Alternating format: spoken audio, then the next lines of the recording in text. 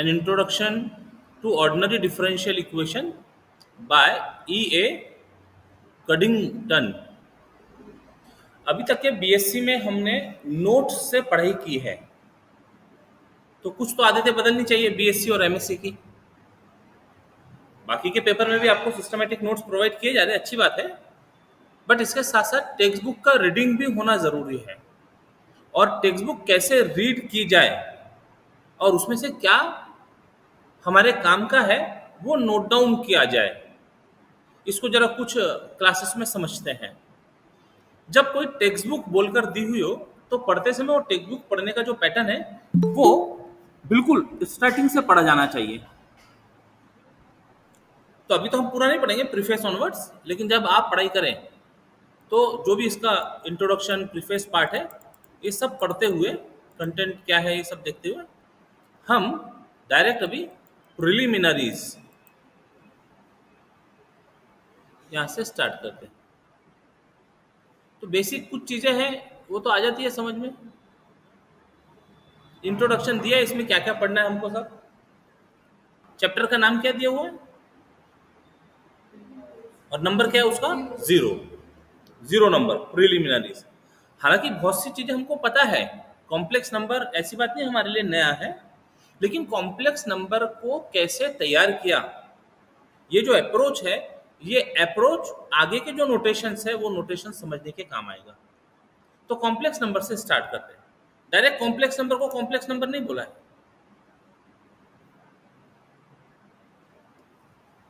It is a fundamental fact about real numbers that square of any such number is never negative।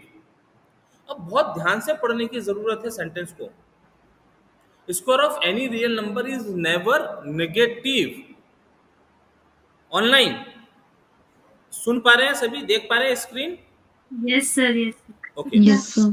तो जो चीजों पर focus करते उसको ध्यान दीजिएगा। नेवर नेगेटिव का मतलब क्या हो गया?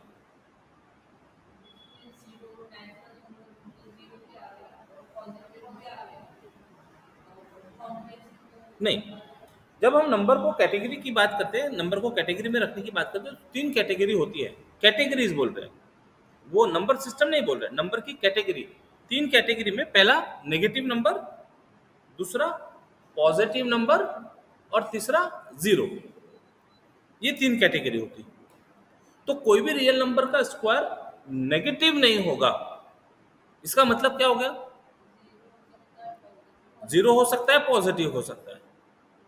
तो 0 कौन से केस में होगा? कौन से नंबर का स्क्वायर 0 होगा?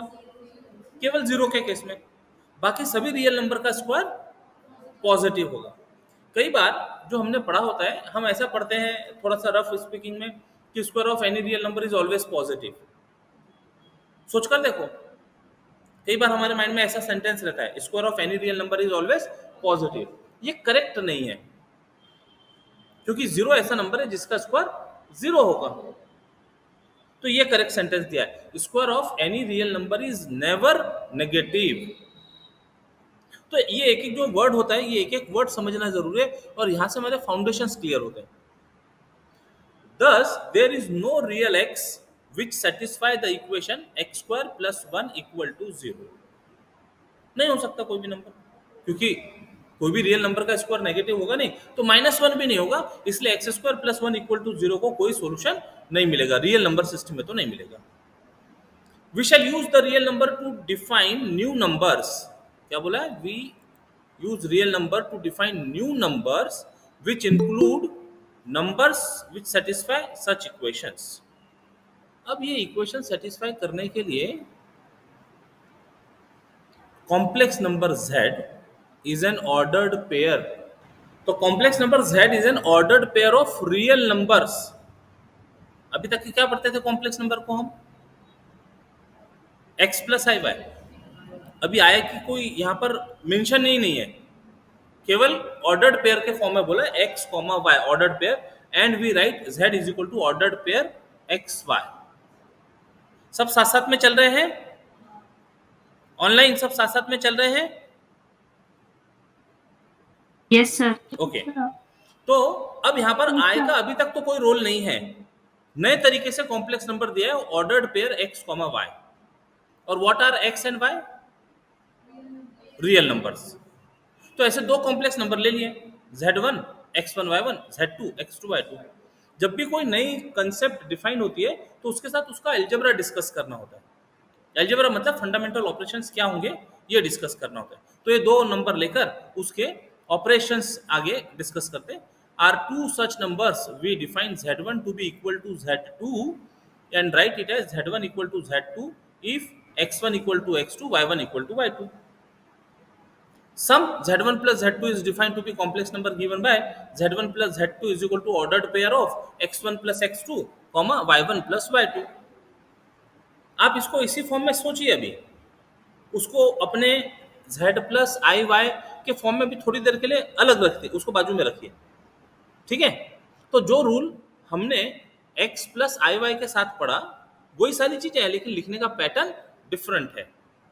Then if z is equal to xy, then negative of z is denoted by minus z and is defined to be the number minus z is equal to minus x minus y का ordered pair। ठीक है, सब चीजें समझ में आ रही है, जो कुछ पढ़ा है उससे मैच हो रही है चीजें। Okay, the zero complex number denoted by zero is defined by zero equal to ordered pair 0 0। इसके ये जो सिंबल्स है, ये सिंबल्स हमको जो सिलेबस का चैप्टर पढ़ना है वो चैप्टर में यहाँ से कुछ सिंबल यूज होने वाले हैं। तो ये सारी चीजों का अंडरस्टैंडिंग, करेक्ट अंडरस्टैंडिंग होना जरूरी है। It is clear from this definition that z1 plus z2 is equal to z2 plus z1 क्या कहलाती है प्रॉपर्टी। अभी ये समझो कि हमको कहाँ से शुरू करना है पढ़ना। अभी अपन 0 चैप्टर पे है और सिलेबस में 3rd चैप्टर है, मतलब 0 चैप्टर है, फिर 1 चैप्टर है, फिर 2 चैप्टर है, इतना बैकग्राउंड में है सब, और सिलेबस शुरू होगा 3rd चैप्टर से। प्रॉपर्टी अब कम्यूटेटिव बचा वही होगा, फिर तो मल्टीप्लिकेशन में होता कम्यूटेटिव, एडिशन में होता क्या?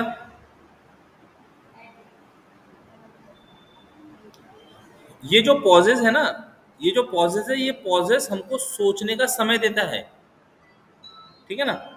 ये सोचने का समय लेकर चीजों को समझो जरा, और एक बार जो चीज अब रिवाइज कर रहे हैं अपन उसको परमानेंट करते जाओ। तो z1 plus z2 is equal to z2 plus z1 ये कहलाता है, अरे बोलो ना,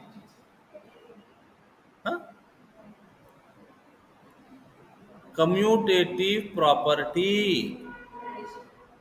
कम्यूटेटिव क्या होता था? ग्रुप में कम्यूटेटिव कैसे पढ़ते थे? बोलो कैसे पढ़ते थे? a dot b is equal to b dot a. Dot क्या होता था? Any operation, binary operation. यहाँ पर कौन सा ऑपरेशन दिया हुआ है? एडिशन दिया हुआ है। आ रही बात समझ में? अभी हमेशा ध्यान रहेगा। अब वो क्योंकि लास्ट नंबर पे रहती थी कम्यूटेटिव प्रॉपर्टी, यहाँ पहले आ गई इसलिए कंफ्यूजन हो गया। सर वो बाद में आती ना 5वें नंबर पे तो बराबर बोलते थे हम, पहले एसोसिएटिव आती इसलिए हमने इसी को एसोसिएटिव नाम दे दिया। ऐसा थोड़ी होता रहा, जो है उसको उसी नाम से बुलाना पड़ेगा। समझा क्या सभी को? Hello, online class? Yes sir. हाँ ठीक है, चलो आगे बढ़ते हैं। अभी आगे z1 प्लस z2 एक ब्रैकेट में प्लस z3, तीनों कॉम्प्लेक्स नंबर है, equal to z1 plus z2 plus z3। देखो बोलते समय इसको बोलना कैसे, z1 plus z2 plus z3 equal to z1 plus z2 plus z3। तो जहां पॉज ले रहे हो उससे समझ में आता है ब्रैकेट किसके ऊपर है। अब ये प्रॉपर्टी का नाम क्या है? एसोसिएटिव। ये प्रॉपर्टी है एसोसिएटिव। एसोसिएटिव प्रॉपर्टी क्या करती है? तीन जो भी क्वांटिटी होगी उसका एडिशन कहो या मल्टीप्लिकेशन कहो, without changing their order, bracket change करके रिजल्ट इज सेम। और कम्यूटेटिव प्रॉपर्टी क्या कहती है? उनका ऑर्डर, दो एलिमेंट का ऑर्डर चेंज करने के बाद में result is same. Third, z plus 0 is equal to z, identity. Very good, ये तो बराबर एकदम। Identity property z plus 0 equal to 0। तो इसमें कौन आइडेंटिटी एलिमेंट कहलाएगा? कौन सा आइडेंटिटी एलिमेंट कहलाएगा?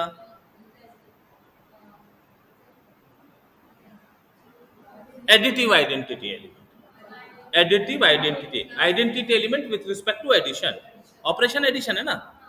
अब देखो इतनी सारी बातें यहाँ लिखी हुई है क्या, तो क्या कर रहे हो तुम लोग, जो कुछ पढ़ा है उसके साथ चीजों को कोरिलेट कर रहे हैं, ठीक है। हर बात ऐसा लिखकर बताने की नहीं होती है, कुछ बातें होती है केवल देखा और उसके साथ में इतने सारे थॉट्स बैकग्राउंड में जनरेट होना शुरू हो जाते हैं।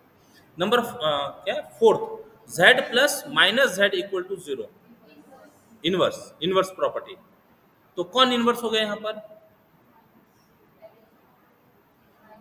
इनवर्स कौन हुआ, अरे ऑनलाइन के बच्चे वो भी बोलते जाना जरा आंसर। z इनवर्स हो गया किसका, माइनस z इनवर्स हो गया किसका, कौन से ऑपरेशन के रेफरेंस में, प्लस ऑपरेशन के। अब बात समझ में प्लस आई, operation. Minus yes z inverse बन गया z के रेफरेंस में फॉर एडिशन। अच्छा हमको एक क्वेश्चन का आंसर बताओ, z को इनवर्स बोल सकते क्या माइनस z का, माइनस हाँ z इनवर्स है z का, ये तो ठीक है। यस z को इनवर्स बोल सकते क्या माइनस z का,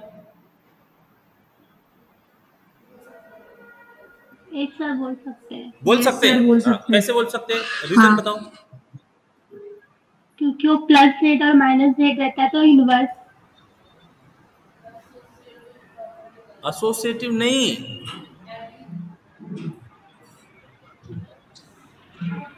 एसोसिएटिव नहीं प्रॉपर्टी, कौन सी प्रॉपर्टी लगा के इसका इधर उधर अल्टी पल्टी कर सकते हैं इनका ऑर्डर, कम्यूटेटिव प्रॉपर्टी लगा के।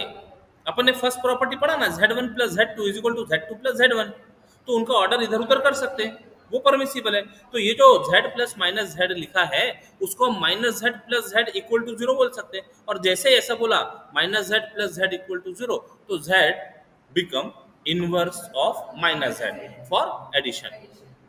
समझ में आ रही है बातें, ये अभी बिल्कुल प्रिलिमिनरी है, अब ऐसे बड़े बड़े हम इंटरप्रिटेशंस करते जाएंगे आगे, ठीक है। For all complex number z, z1, z2, z3, the difference z1 minus z2 is defined by z1 minus z2 is equal to z1 plus bracket में है माइनस z2, ठीक है। इसका मतलब डिफरेंस बोल के कोई नया ऑपरेशन नहीं डिफाइन किया, वो किसके हेल्प से डिफाइन करते हैं, जो हमने ऊपर एडिशन डिफाइन किया था z1 प्लस z2 का, तो addition with negative of z2, ये डिफरेंस बन गया। z1 minus z2 is z1 plus of minus z2। कहीं पर भी कोई चीज समझ में नहीं आए वहां रोक देना, शुरुआत में हर चीज को 100% समझकर चलना जरूरी है। शुरू में थोड़ा समय लगेगा, लेकिन एक बार फ्रीक्वेंसी मैच हो गई, हमारी आपकी फ्रीक्वेंसी मैच हो गई, तो आगे हम बहुत बढ़िया स्पीड ले सकेंगे। दस वी हैव, अब ऊपर डिफाइन तो कर दिया z1 माइनस z2, तो बन क्या जाएगा वो z1 minus z2 ordered pair के फॉर्म में x1 minus x2 comma y1 minus y2। Addition हो गया, नेगेटिव ऑफ नंबर हो गया, डिफरेंस हो गया, कुछ प्रॉपर्टी हो गया एडिशन की। अब प्रोडक्ट की बारी आ रही है, product z1 z2 is defined by, तो this definition appears curious at first. कहां से आई, आश्चर्य की बात लगती है, लेकिन बैकग्राउंड में हमको पता था, इसलिए हमने इसको यहां से एक्सप्लेन करके वो लिखा। But we shall see soon a justification for it. It is easy to check the multiplication satisfies z1 into z2 is equal to z2 into z1। करके देखा जा सकता है, बुक वाले ने तो बोल दिया करके देखा जा सकता है, आपको करके देखना पड़ेगा, है ना, करके देखना पड़ेगा। ये होमवर्क, ये बोला ना, कुछ चीजें बुक के लिए ऑब्वियस होती है, yes it is obviously true, जैसे बोल दिया it is easy to check that multiplication satisfy this property, तो ये आप चेक करके देखेंगे घर पर। फिर z1 into z2 into z3 is equal to z1 into z2 into z3, कौन सी प्रॉपर्टी हो गई है, ये एसोसिएटिव हो गई, और फर्स्ट वाली कौन सी है, कम्यूटेटिव प्रॉपर्टी। तो it is easy to check, वो चेक करके देखेंगे आप ये डेफिनेशन से। For all complex number z1 z2 z3, अब जो जो प्रॉपर्टी हमने ऊपर एडिशन के लिए बताई थी, वो प्रॉपर्टी मल्टीप्लिकेशन के लिए डिस्कस करना चाह रहे हैं। तो दो हो गई, कम्यूटेटिव हो गई, एसोसिएटिव हो गई। For the unit complex number, the unit complex number with respect to multiplication is the number 1,0 ordered pair 1 0, ठीक है। For this, if z is x y is any complex number, then z into 1 0, यही definition से देखना उसको।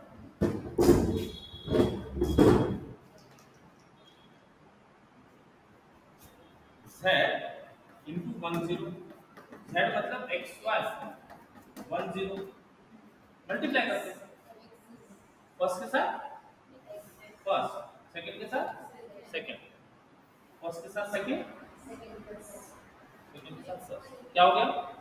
x minus 0 फिर 0 plus y, that is equal to x y which is equal to z. मतलब ये ऐसा कॉम्प्लेक्स नंबर हो गया जिसको z के साथ मल्टीप्लाई करें तो वही z मिल रहा है। तो this is unit element, identity element with respect to multiplication, और इसका नाम क्या बन जाता है फिर? Multiplicative identity, multiplicative identity. Okay, अब एक बार ये समझ में आ गया कॉम्प्लेक्स नंबर 1 0, तो उसको सिंपली लिखा है 1 0 को 1।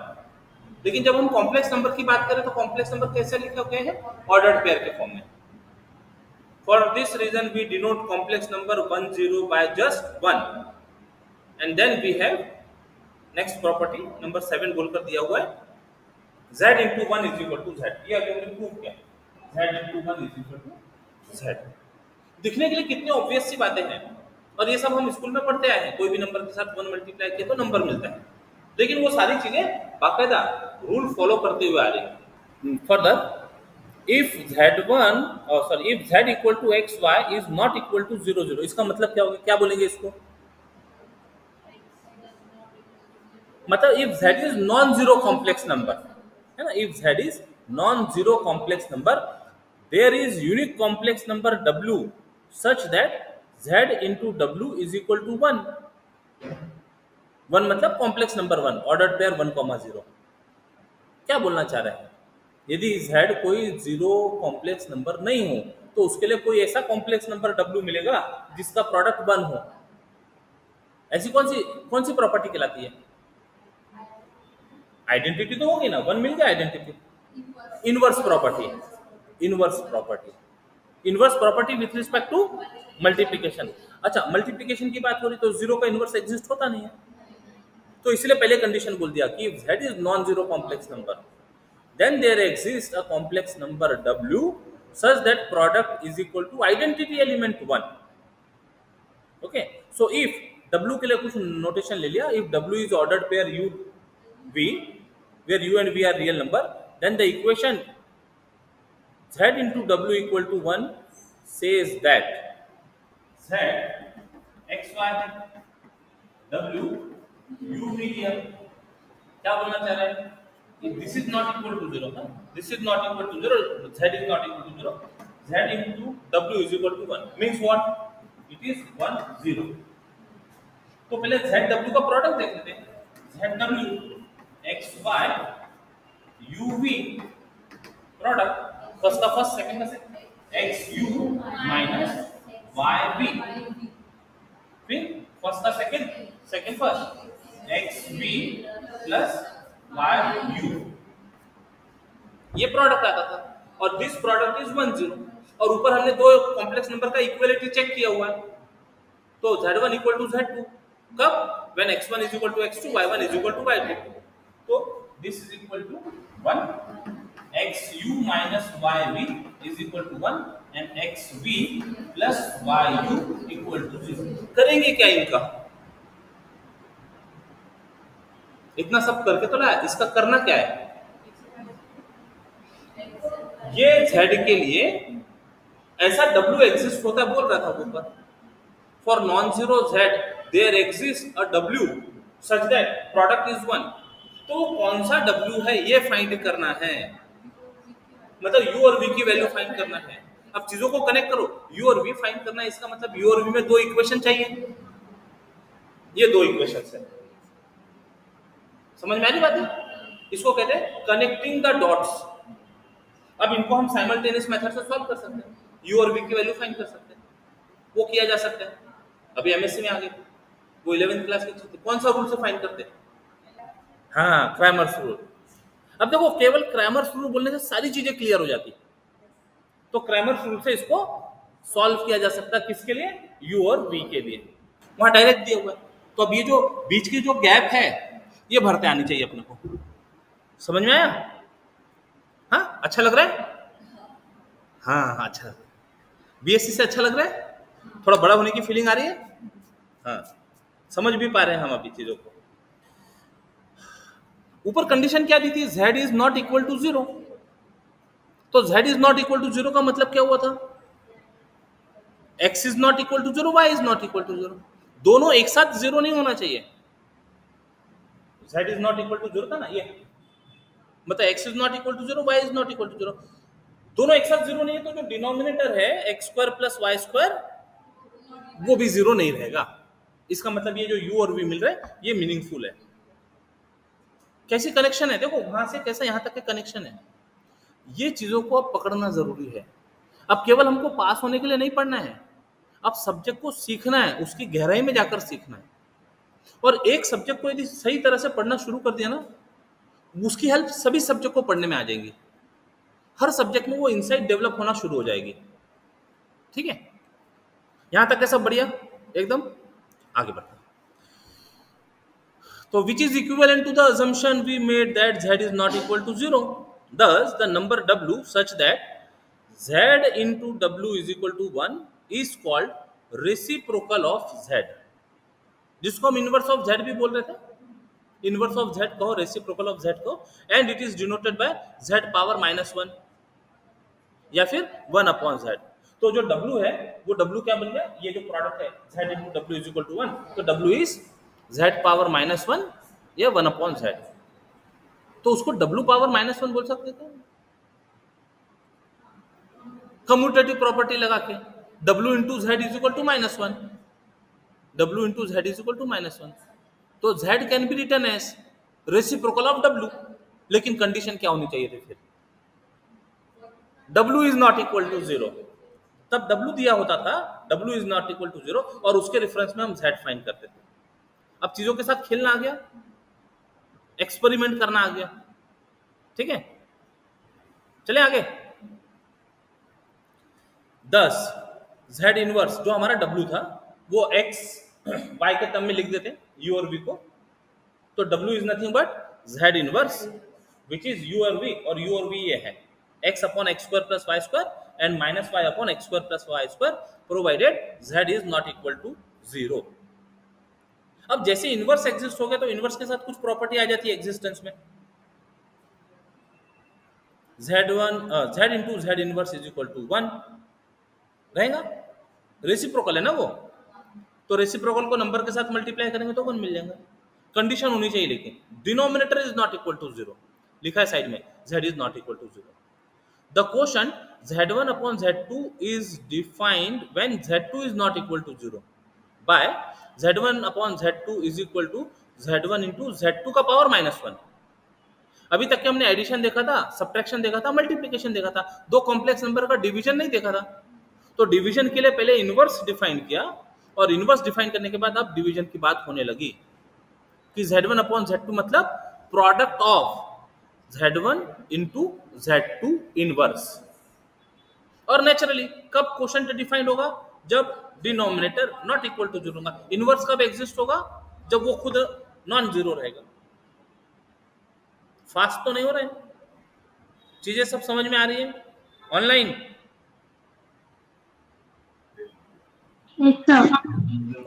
Yes sir. ठीक है, चलिए आगे बढ़ते हैं।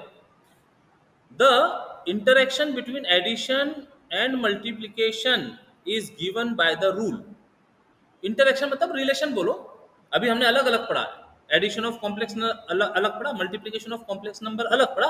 अब उनको मिलाकर relation between multiplication and addition is 9th property में दिया है Z1 into Z2 plus Z3 is equal to Z1 into Z2 plus Z1 into Z3। क्या बोलते हैं ऐसे रूल को? Distributive property. डिस्ट्रीब्यूटिव प्रॉपर्टी कहां से डिस्ट्रीब्यूट हो रहा है? ये लेफ्ट से हो रहा है। तो यदि और स्पेसिफिक बोलना चाहे तो लेफ्ट डिस्ट्रीब्यूटिव प्रॉपर्टी है ना। यहां पर लेफ्ट और राइट की बात नहीं कर रहा, बट यस वी नो, कोई भी नई चीज पढ़ने के लिए प्रीवियस चीज के साथ उसका कनेक्शन सेट करते जाओ, चीजें आसान लगने लगती है। तो distributive property, basically distributive property is relation between two operations, multiplication and addition. ये हो गया। The complex number of the form x, 0 है ना। कॉम्प्लेक्स नंबर x, 0 का मतलब क्या होगा? बेसिकली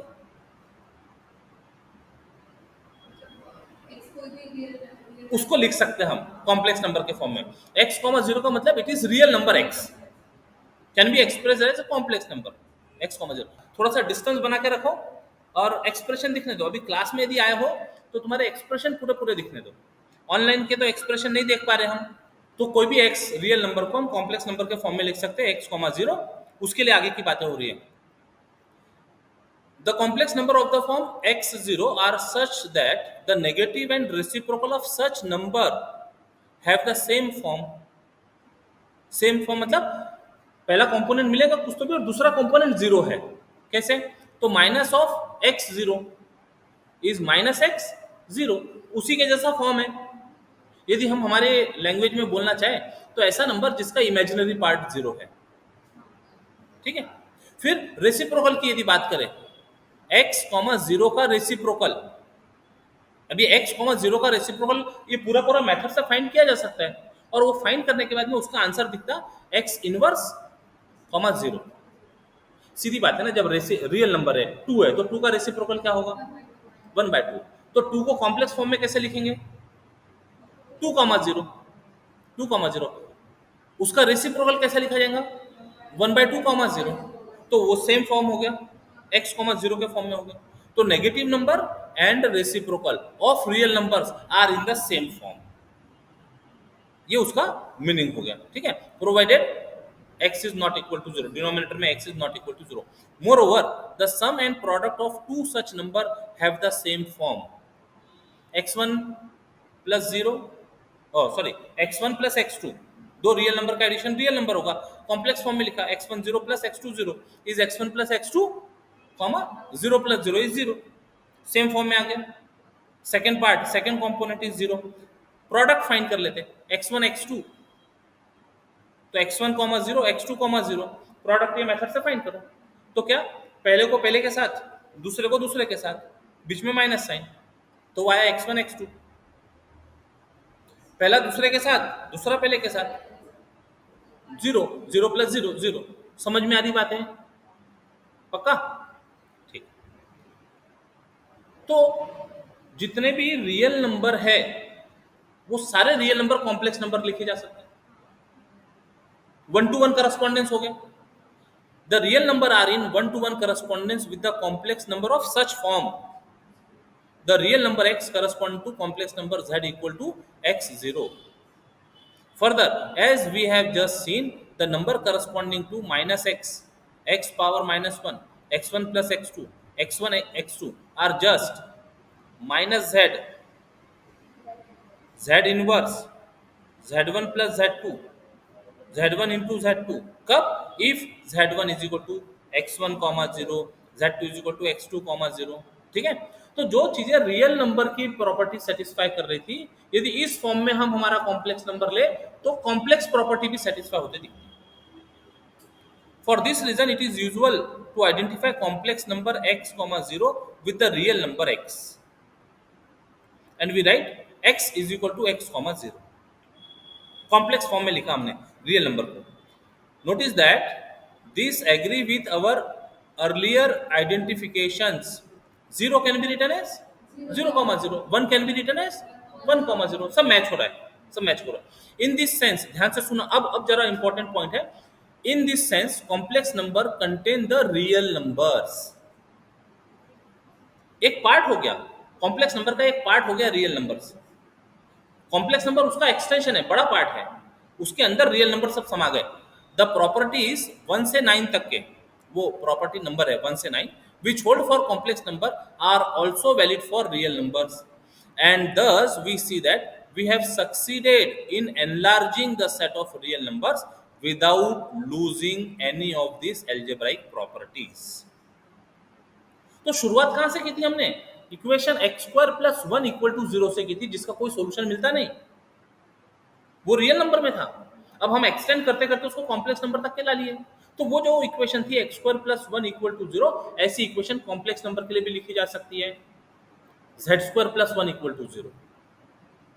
अब ये z कॉम्प्लेक्स नंबर है, रियल नंबर तो नहीं है, कोई रियल नंबर का स्क्वायर नेगेटिव नहीं होता, लेकिन z कॉम्प्लेक्स नंबर है, रियल नंबर से कुछ बड़ा है। तो अब ये इक्वेशन का सॉल्यूशन निकलने के लिए हम एक इंट्रोड्यूस कर सकते हैं symbol which is equal to i imaginary unit, and that is ordered pair 0,1। इतनी बड़ी हिस्ट्री है i की। 12th क्लास में बीएससी में हमको एक सेंटेंस में कॉम्प्लेक्स नंबर की डेफिनेशन बता देते थे, समझे बैकग्राउंड। तो आगे आगे इसको जस्ट रीड कर लेते, कंप्लीट करते इसको। We have gained something also, ये लास्ट लाइन है, we have gained something also since there are complex number z which satisfy equation z square plus 1 equal to 0, one such number is imaginary unit I which is equal to 0, 1, can be easily checked, and this provide one justification for our definition of multiplication. Thus, अब conclusion में आ गया, ये जो paragraph है, if z is equal to x, y ordered pair is a complex number, the real number x is called real part of z. We write real part of z is equal to x, whereas y is called imaginary part of z, and we write it as I am z is equal to y. Thus, z is equal to ordered pair xy, which can be written as x multiplied with complex number 1 0 plus y multiplied with complex number 0 1। 1 0 मतलब 1 हो गया, real number हो गया, और 0 1 मतलब i हो गया, imaginary unit हो गया, which is equal to x plus iy, which is equal to real part of z plus I times imaginary part of z. Hereafter we will convenient to denote complex number xy as x plus iy, right? It is clear that complex number are in one-to-one correspondence with the point xy plane. The complex number z is equal to x plus iy corresponding to the point with coordinate x, y. अब जितने भी xy plane में points होंगे वो सब हमारे लिए complex number बन गए। xy plane के points कैसे लिखते हैं? Ordered pair x, y, वो सब complex number हो गए। तो उस वजह से जो xy plane था उसको कह दिया complex plane। The thought in this way, the x-axis is called real axis, y-axis is called imaginary axis, and plane is called complex plane. अब इसके आगे की जो डिस्कशन है, ये डिस्कशन को आप रीड कीजिएगा, इसी तरह से रीड कीजिएगा, एक एक चीज को समझकर, फिर हम टॉपिक को आगे कंटिन्यू करेंगे।